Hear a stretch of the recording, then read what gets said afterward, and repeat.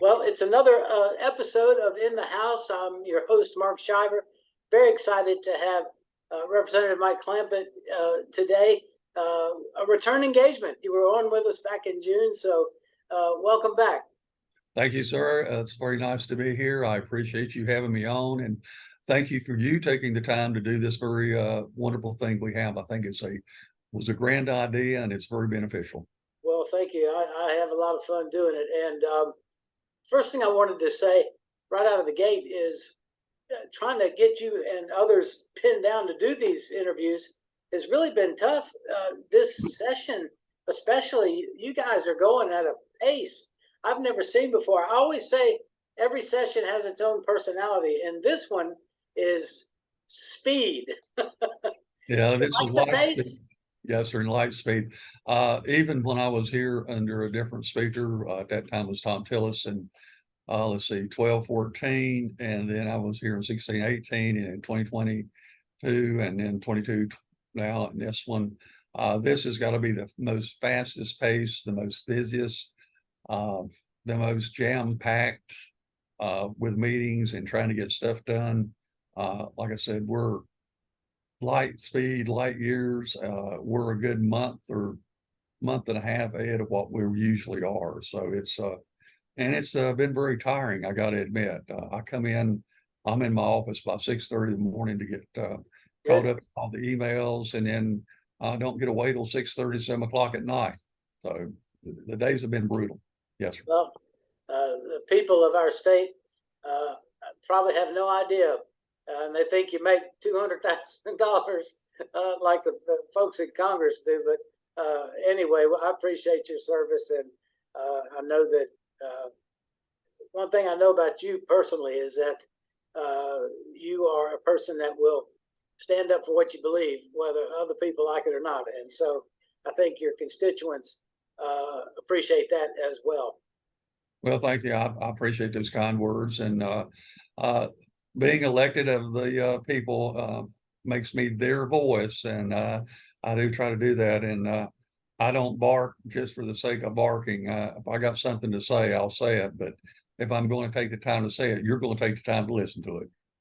Well, Representative Clampitt, I wanted to ask, you've got a bill that you had filed recently that lowers the level of what would be driving while impaired as far as the blood alcohol level. I believe it's 0.8 now, 0.08, whatever, and you drop that down a little bit. Tell us about the bill, what prompted you to file that bill, and what do you think about the possibility that it'll move forward? Well, those are all good questions, and I appreciate the request on that. To begin with, the bill came out of the Western North Carolina Regional DWI Task Force. I've been a member of that group for probably about 10 years now. And even when I've not been in office, I've been invited by the director, Ellen Pitt, to attend. And it is a consortium of law enforcement, district attorneys, crime lab individuals, wildlife officers, and others engaged in keeping our roadways, highways, and waterways safe in North Carolina. And in doing so, we discussed this for a couple terms now, and I just did not think in the previous term it would be a good opportunity to introduce it, because we were looking at Utah, which has been the first state in the nation to go with a 0.05 down from a 0.08. Right. North Carolina has not changed the law since 1999, and that's been 24 years ago. And 24 years ago, it was 0.1. And to go to 0.08 was a big move back in 1999. And I think now moving to 0.05, the time is there. We have a lot of statistics, and all the data is scientifically established. We have seen that we've had an increase in population in the state. We see an increase in the number of drivers. We've seen the National Transportation Safety Board come out on Monday or Tuesday this week and said that we have now reached a pinnacle of more highway deaths than we've had in the past 16 years. Really? So the DWI task force has come together. We had 8 different recommendations from the task force, and we're the only real active North Carolina DWI task force in the state. We have the most participation. I don't know of another task force that has an active legislator on it that meets monthly on the first Friday of the month in a central location in Western North Carolina. We will meet on Friday this week at 1:30. Actively engaged in safety in the communities by having what's called Safety City, where on a Saturday we take and have in different locations wildlife, highway patrol, other law enforcement agencies, and have a fun day for adults and children to come and learn about driver safety and water safety, etc. And it's a very good thing, and we need to have more of it throughout the state because we do have a lot of waterways, and there's a lot of folks own water in North Carolina. Now, you know, the standard response when somebody gets pulled over, it's kind of a running joke with comedians and stuff, but, you know, officer walks up and knocks on your window, and you've been weaving a little bit or whatever. No, I only had 2 beers. You know, that's the standard response for people who get asked if they've been drinking. Do you know what the difference is between the 0.08 and the 0.05 as far as consumption? Has anybody brought those? Is it a glass of wine versus 2 glasses of wine?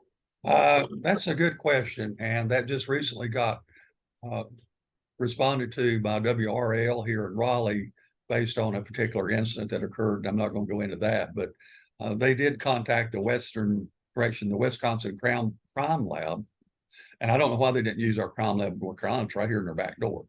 But they come up with 2 glasses of wine in an hour with a 110-pound woman, and to find out what their BAC would be.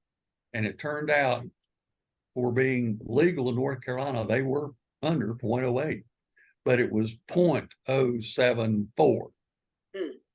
Okay, so you know you're legally able to drive, but you can still be impaired and make bad judgment decisions, such as making turns too quick, which is called oversteering, or turning too late, which is understeering.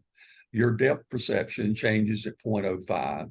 At 0.05, you have reduced motor control of your small muscles. Like I said, all this is scientifically data driven. It's not just a matter of Mike Clampitt or anyone else coming up and say, well, we think this. It's all scientific driven. I have in my office a pair of goggles that are 0.04 to 0.06. And if you're interested to see what that kind of impairment is, come up and wear them. I had the state director for the SBI in for a 2-hour meeting or 2.5-hour meeting one night, and he had never had them on, and I let him put those on, and it was a real revelation. Reach for a doorknob. You're going to miss it. You're not going to be able to get the door. In fact, you're below it. You try to walk a straight line, or, you know, the only reason an officer will pull you over in any instance is if you show some kind of reaction to your environment that's dynamic while you're driving that is out of the norm. You run a red light. You stop at a green light. You hug the center line. You hug the shoulder line. You, like you just said, weave back and forth.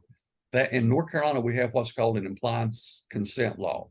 And that allows the officer, based on what they're watching and seeing of you, to pull you over. And your license is a privilege. It's not a right in North Carolina. And so when he says, and like you said, I've only had 2 beers. Well, let's look at what's happened in beer in the craft breweries in the last 5 years, we'll say. And Western North Carolina has a bunch of craft breweries. Let me first off be very clear. I'm not telling people you can't drink. I'm not, don't even enter into it. What I'm telling people and what I'm asking is, if you drink, don't get behind the wheel. If you drink, get another way home. I don't care how much you drink. You can get knee walking, as far as I'm concerned. You know, but the bottom line is, you have the right to drink, but you don't have the right to get on the highway to endanger the lives of other people and those innocent victims that might be right in your car with you. And that, that's where I'm at. But the bottom line too is we want you to be safe. And I want to use Utah, for example. Utah went to the 0.05, and in going to 0.05, they found they had an almost 20% reduction in traffic fatalities. They found that people would take and find other ways to get home. The courts were not overburdened because of additional arrests. The hospitality industry actually went up on alcohol sales because, Really? and like I said, I have that report, and I'll be happy to send it. But NTSB done it, so it's a legit report. And the effects of the 2018 is when they passed it, 19.8% reduction in fatal car crashes between 16 and 19. Wow. More than 1 in 5 drinkers changed behaviors. They planned alternate transportation. No decrease in alcohol sales, alcohol consumption, or tourism revenue. My apologies. And no marked increase in DWI arrest. Okay. It's factual. It's fact. Got it right here from the NTSB. And I've got endorsements from the NTSB. I got endorsements from the National Safety Council. I got endorsements from the National MAD Director in Washington. I got North Carolina State Director of MAD endorsed this. The North Carolina Bar Owners Association Executive Director Tiffany Howe has endorsed this bill. Wow. I Let mean, me ask you this, because that kind of leads me to my next question. You're getting positive feedback from outside groups. What about within the walls of the General Assembly? How are your colleagues responding? Or is it too soon? The bill hasn't been out there long enough yet to really gauge what the response has been. That's a good question, in the sense that I think that there's been a lack of enough information passed around in the recent few weeks of the endorsements and the backup that this has got. The speaker did get a letter from, let's see, who was it? Advocates for Highway and Auto Safety, Families for Safe Streets, FIE Foundation, Kids and Car Safety, Lamb's Life Foundation, National Safety Council, Society for Advancement of Violence and Injury Research, Vision Zero Network, and 0.05 Safe Lives. All those have endorsed it, but like I said, the speaker got a note from the responsibility.org and National Alliance to Stop Impaired Driving, which that includes using of cell phones, etc. Because you can be impaired using a cell phone. If you're using one and you're texting, and whatever hand you're holding it in and you look in that direction, that's what you'll steer. If you're holding your right hand, you'll steer to the right. Holding your left hand, you'll steer to the left. If you steer to the left, you're going to hit somebody. If you steer right, you run off the road. But anyhow, let me add to all this. This bill is one of 5 that's in concert to work together. That is a prosecutor's dream.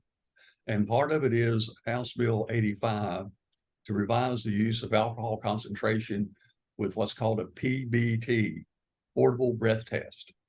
Currently, that's not able to be introduced in the court by the officer as probable cause. And this goes back many years when they were not as effective as they are now. They're now calibrated, etc. The thing is, that's the probable cause that's used.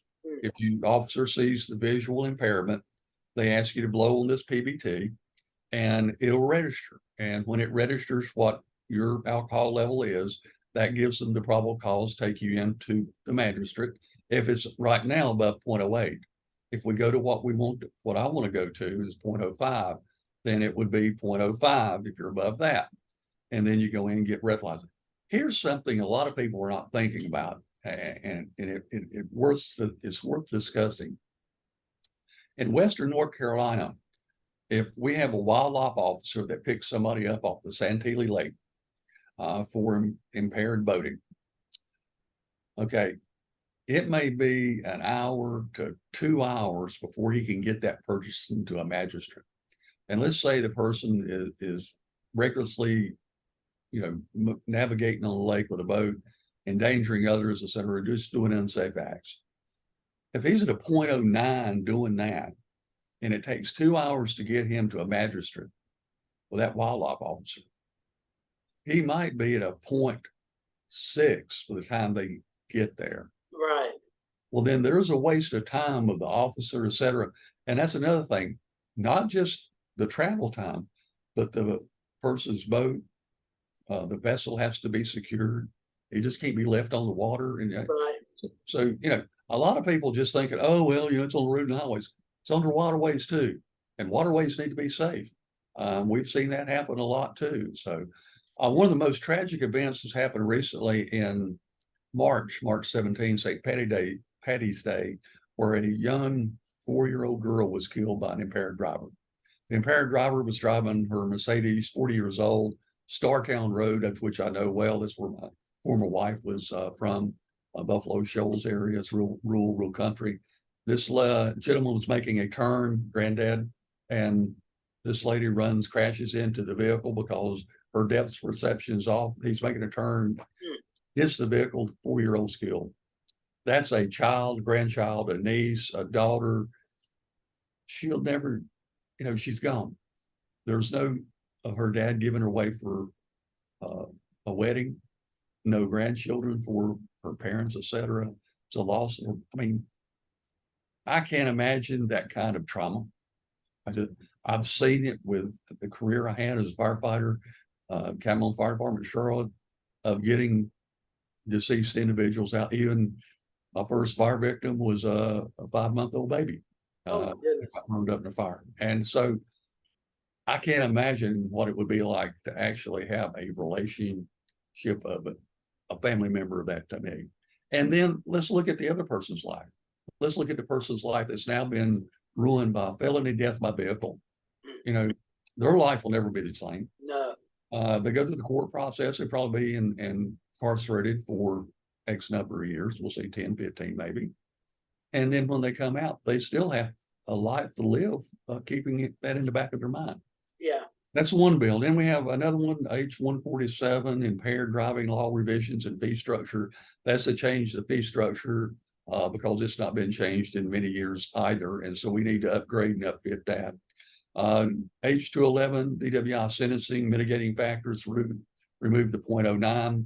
The first two sentences of that bill has to do with, and it says, well, if you're 0.09, you're really not as drunk as the state thinks you or says you are at 0.08. So it's a mitigating factor. So, if you're a 0.09, we're going to give you more of a break. Either you're drunk or you ain't, or you're impaired, bottom line. I mean, so I'm taking out those first two lines of that, and that puts it back in line with the 0.05. And the last one is H-212, driver's license restoration, DWI treatment court. I believe in sobriety courts. The Supreme Court justice endorses those two. I endorse those. I have been to the sobriety court hearings and graduations over in Buncombe County because we don't have one. They're not in every county. I wish they were. I wish we had the funding to be able to do that. But here's the line with those. This particular bill, on when somebody gets a DWI conviction, they've gone through the process, and right now it takes 13 months from the date of charge till the time they go through the court system. After they get out or get through that, they may be required to have a interlock on their vehicle before they can drive. Mm-hmm. Yeah. And they have maybe a limited driver's license. Well, we, the state, makes them pay for that to be able to have the privilege to drive. I'm a believer in rewarding good behavior. If these people have gone through the 18 to 24 months, and that's how long it takes to go through a sobriety court. I mean, it's not an easy task. I've talked to them, they've told me, and they're very appreciative of the people that took the time to support them to get through that program. And I want to reward those people. I'm going to do something for them to say, hey, thank you for you recognizing your mistake. You've paid your debt. Yeah, you're still having to pay your debt, but you're having to pay for that. I want to reward them by the state picking up the tab for that interlock for the first year. I mean, they want to come back in society. They want to have a job. Here's what a distressing thing is to me, besides the loss of life. A guy just recently called me from my home county. We won't go into who and all that. But he says, I need your help. I'll do what I can. That's what we're here for. He said, My wife has got issues with drinking and has come down to, I'm going to have to divorce if something don't happen. And I go, I've been through divorce, but what goes that? But I said, I understand. So having the CAM bracelet, which is another part of it, we have a pilot program in Haywood County for the 7 western counties. The CAM bracelet is a constant alcohol monitoring. There's certain requirements for people to get that. And what it does is if you got a charge for DWI, I think that everybody that is charged with DWI gets a CAM bracelet. And or that's another name, or a CAM device, constant alcohol monitoring. And if you violate that, you're picked up because it's monitored 24/7 for 90 days. That's a condition of a pretrial release. Okay, so that way, one, we know that person is going to be sober 90 days. 90. Science has proven that if you can go 26 days in a change of behavior, you will get out of the negative behavior or whatever behavior you're in, and you're going to change and move away from that. So at 90 days, that's what, 3 6 are 18, 3 2 are 70. That's more than 3 times that, almost 4 times. So the CAM bracelet or the CAM device program works.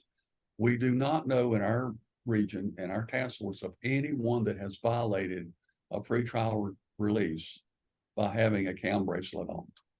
And that was, and just so you know, for my DWI task force, the legislation I introduced last year on the education for magistrates had to do with the CAM bracelet training because it was passed in 2012, and we had magistrates saying, "Oh, I don't know anything about it. I can't put a CAM bracelet on someone." And they were arguing with highway patrol officers, other law enforcement officers, PDs, officers that they couldn't do that. And the PD officers, yeah, you can. Please do this. And they would say no. So the task force asked for that bill in the last term.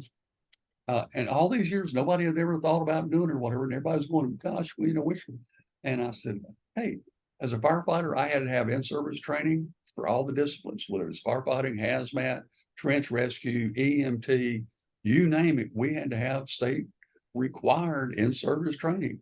Magistrates got their first 40 hours, and that was a free pass after that. Didn't have to do a thing. Yeah. Well, now we got a law. I had no opposition. The administrative office or the district correction, the prosecuting group, Chuck Stafford's group, they all endorsed all that. The governor signed it, had no opposition. And it has been a great tool to get magistrates educated on what laws are that we've been passing in assembly that they've not been keeping up with. Yeah. And that's been a good. Well, Representative Clampitt, I wanted to talk to you about some other things, but I know you've got session coming, and we've already gone a little bit beyond what my normal goal is for the length of these interviews. I'd like to have you back in a couple of weeks or so. We can talk about some more things because you are involved with significant legislation for first responders. I know that firefighters are still near and dear to your heart, but I want to thank you for really what was a very interesting and informative conversation about driving impaired and your bill and some of the things that you've been doing and have done and are trying to do. And so I thoroughly enjoyed it, and I look forward to having you back. Thank you, Mark. I appreciate your time. Thank you for taking the time to do this. Look forward to doing it again. And sorry I'm so long-winded, but yes, no. I do get passionate about it. And the one thing is I want to educate people. That's I want to educate people. You're doing a good job. Thank you. And we appreciate it. Have a good day. Have a blessed day. Thank you. Happy Easter early, by the way. Oh yeah, you too. Thank you. I said that on my computer. Bye-bye.